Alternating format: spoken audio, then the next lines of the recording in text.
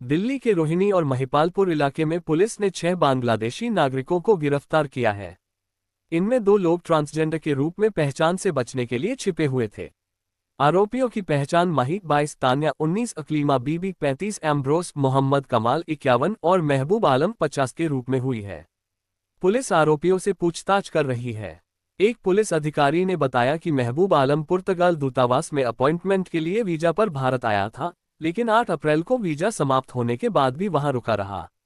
महिपालपुर इलाके में 2 बांग्लादेशी ट्रांसजेंडर माही और तान्या को पकड़ा गया। उन्होंने एजेंटों की मदद से भारत की खुली सीमा से अवैध रूप से प्रवेश किया था। उन्होंने बताया कि वे पहचान से बचने के लिए ट्रांसजेंडर समुदाय के सदस्यों का भेष बनाकर शहर में रह रहे थे। उन दोनों ने पूछताछ के दौरान खुलासा किया कि उन्होंने अपनी पहचान की पुष्टि के लिए लिंग परिवर्तन प्रक्रियाओं से गुजरे थे।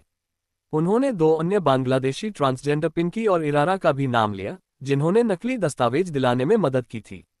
एक अधिकारी ने कहा, प्रतिबंधित आईओ ऐप और उनके बांग्लादेशी मूल को साबित करने वाले संचार लॉग वाले 2 मोबाइल फोन जब्त किए गए।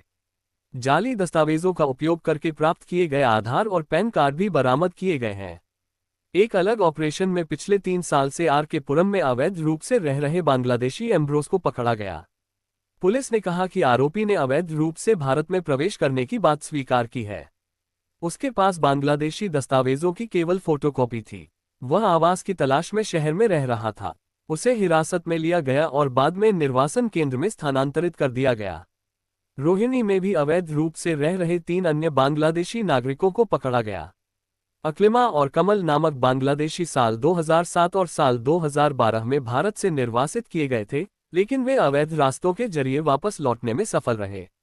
बांग्लादेश के मदारीपुर जिले के रहने वाले कमल के पास आधार कार्ड पाया गया है। वो कबाड़ी का काम करता था, जबकि अक्लीमा छोटे मोटे काम करती थी। रात में वापस लौटने में सफल रही।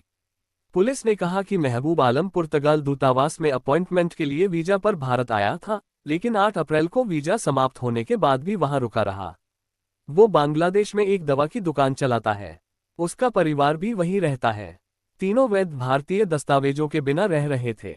पूरी तरह से सत्यापन प्रक्रिया के बाद उन्हें निर्वासन केंद्र भेज दिया गया। हर दिन क्राइम न्यूज को सुनने के लिए वीडियो को लाइक और चैनल को सब्सक्राइब करना ना भूले, साथ ही बेल आइकन को भी दबाएं। जय श्री राम। आपका दिन मंगलमय हो। धन्यवाद।